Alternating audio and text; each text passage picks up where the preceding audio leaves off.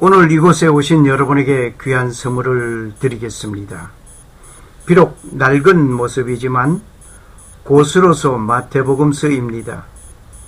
귀하게 간직한 하나님의 말씀이 기록된 책입니다.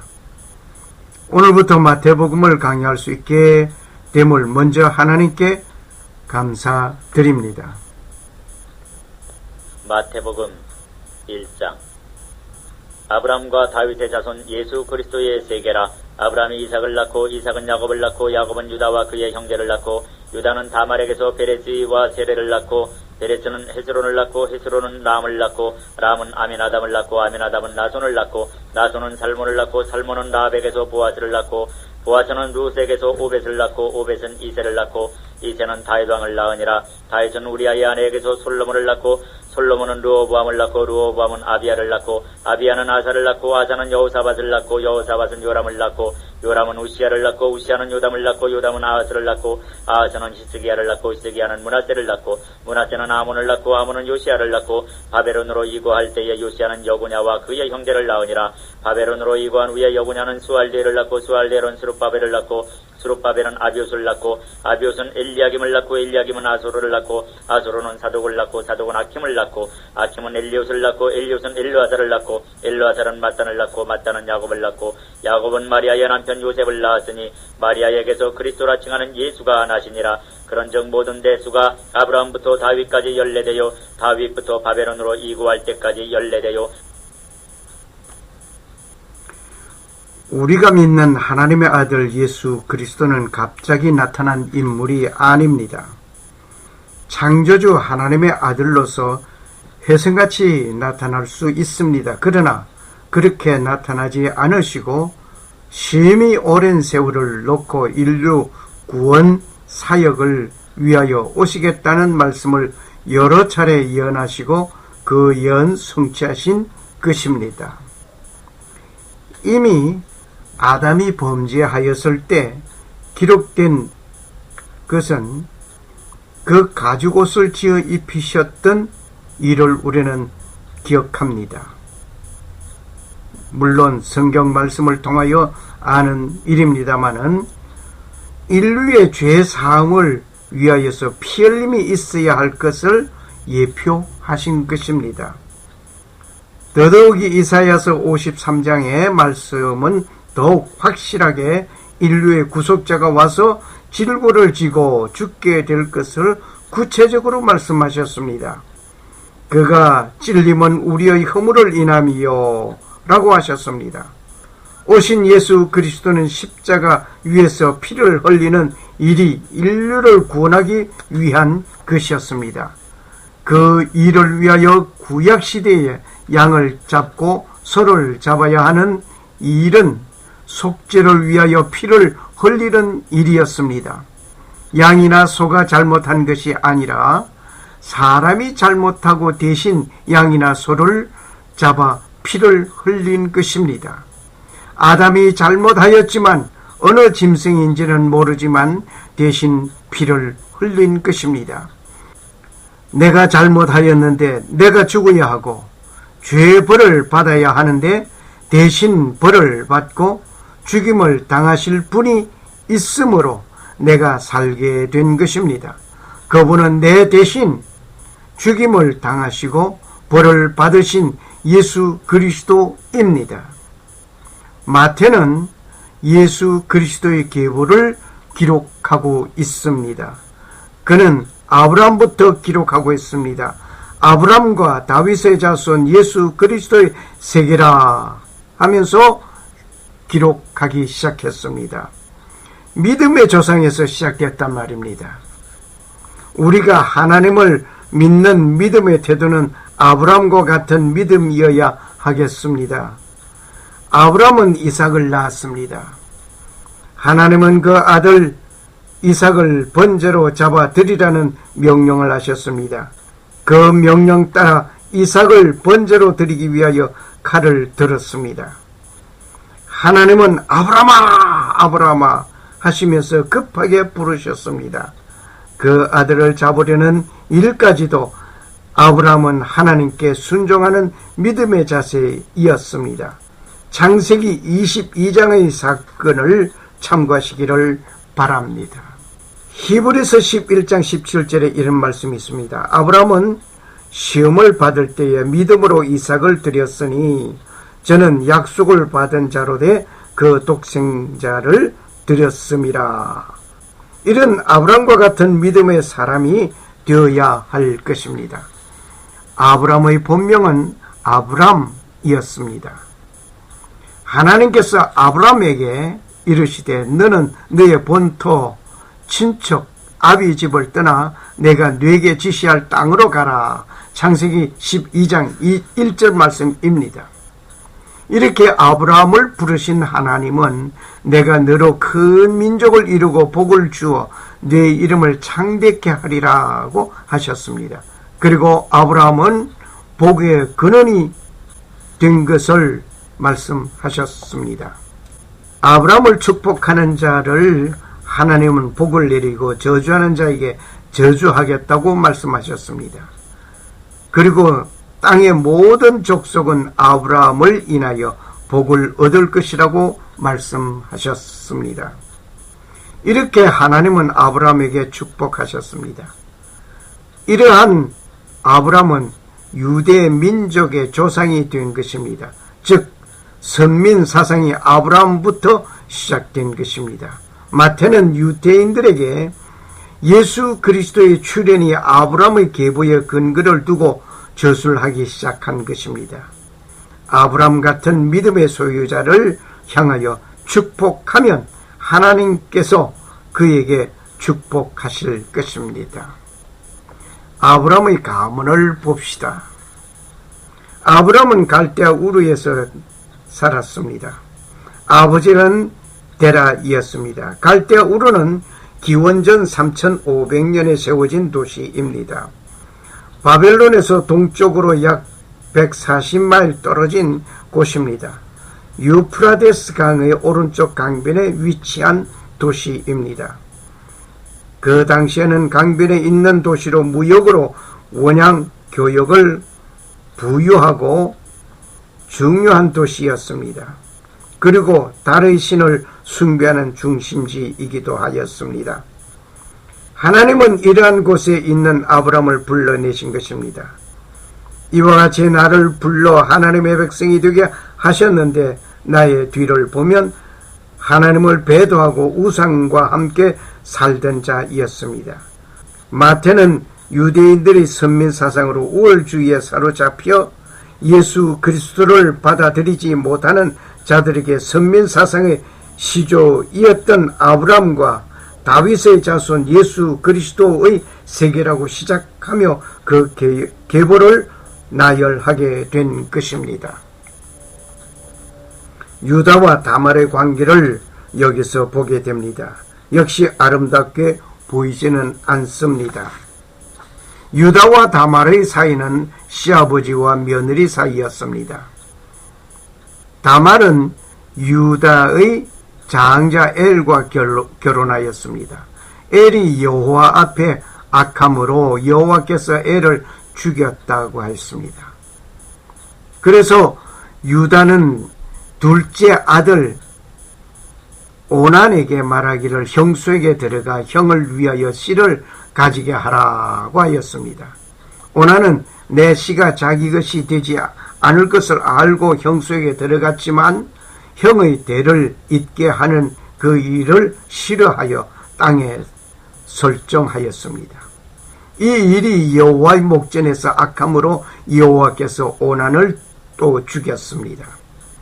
유다는 며느리 다말에게 수절하고 내 아버지 집으로 가서 내 아들 셀레가 장성하기를 기다리라고 하였습니다. 여기서 우리는 알고 지나가야 할 일이 있습니다. 한 가정에 시집간 신부가 맏아들이 후손이 없이 죽으면 그 다음 아들에게 시집가서 맏아들의 후손을 이어야 하는 것입니다. 이런 일을 가지고 예수님께 찾아온 자가 있습니다. 칠형제가 있는데 맏아들에게 시집간 신부가 남편이 없이 죽고 그 다음 칠형제 모두에게 시집간 신부 역시 그 모두가 다 죽었습니다. 그리고 여인도 죽었습니다. 부활 후에는 누구의 아내가 될 것인가? 예수님께 질문하였습니다. 이 사건은 마태복음, 마가복음, 누가복음에 모두 기록되어져 있습니다.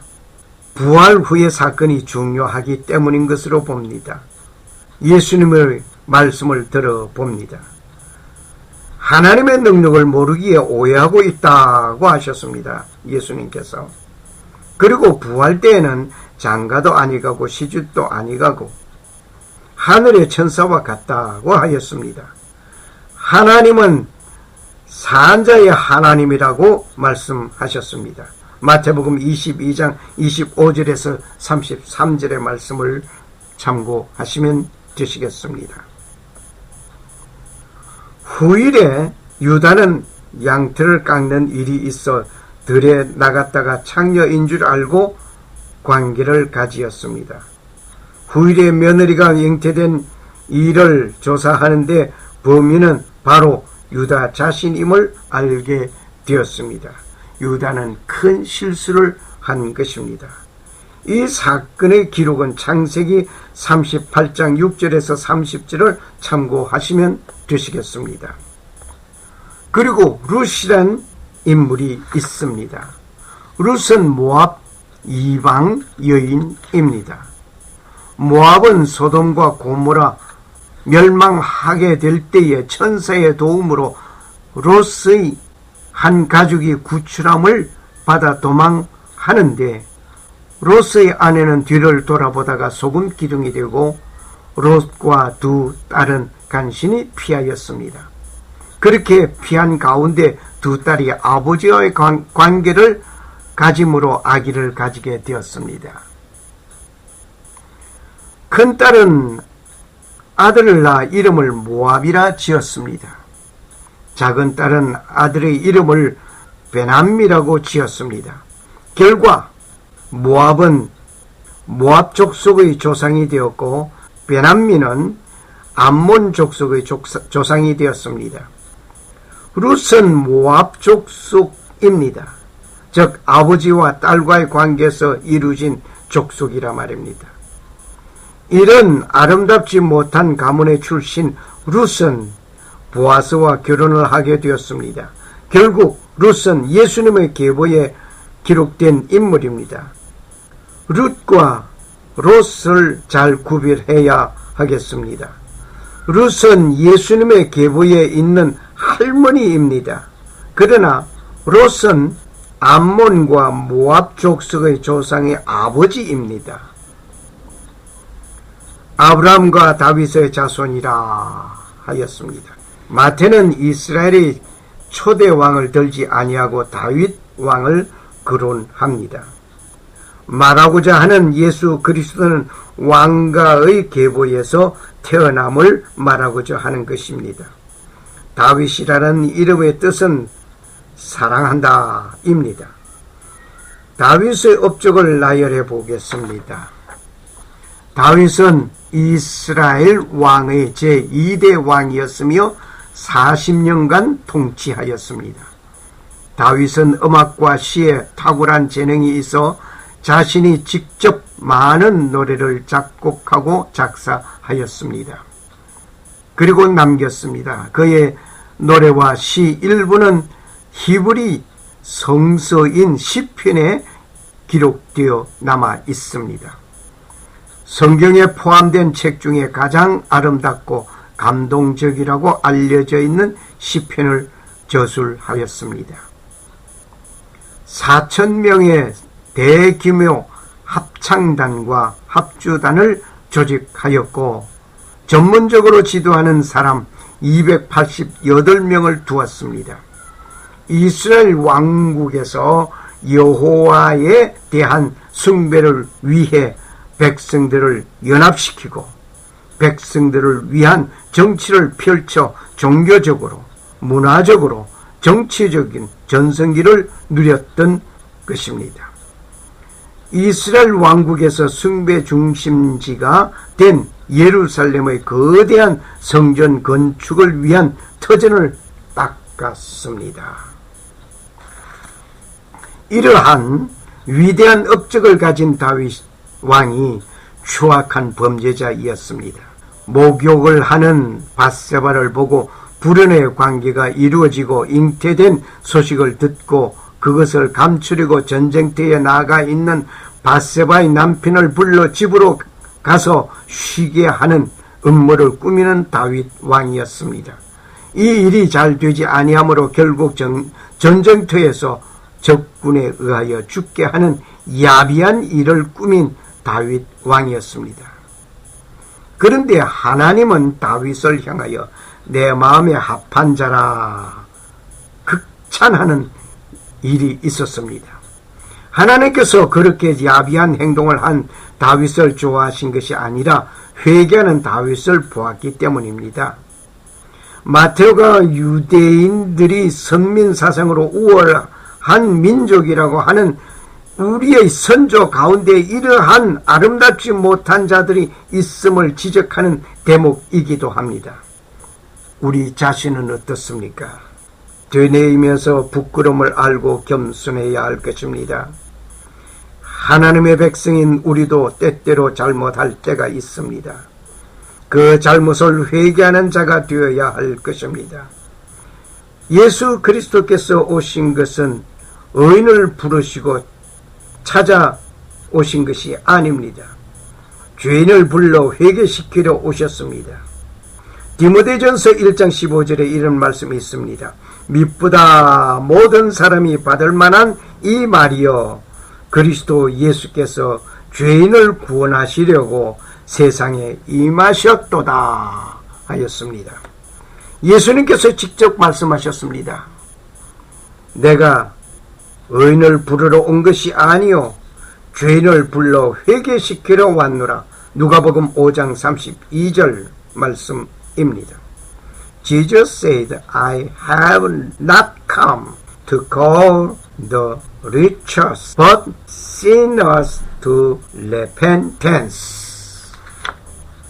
예수 그리스도는 회개하는 자들을 기다리십니다. 그리고 회개하는 자를 용서하십니다. 나는 죄가 없다고 하는 자들이 감옥에서 자유로운 생활을 못하고 있습니다. 그러나 나는 죄인입니다 하면서 자유를 누리는 삶을 살아가는 성도들은 예배당에 가득합니다. 우리는 훌륭한 가문이나 학문 배경 등이 중요할 수 있습니다. 그러나 죄인을 불러 회개시키려는 예수 그리스도를 향하여 그분이 나의 배경이 되고 나의 벗이 되어 구원받은 백성이 되어야 할 것입니다. 예수 그리스도 앞에 나는 죄인입니다 라고 고백하고 회개하고 구원함을 받아 하나님의 백성으로서 영광을 높이 찬양할 수 있는 반열에 세워주심에 감사하면서 살아가는 하나님의 백성이 된 것에 다시 한번 감사드립니다. 감사합니다.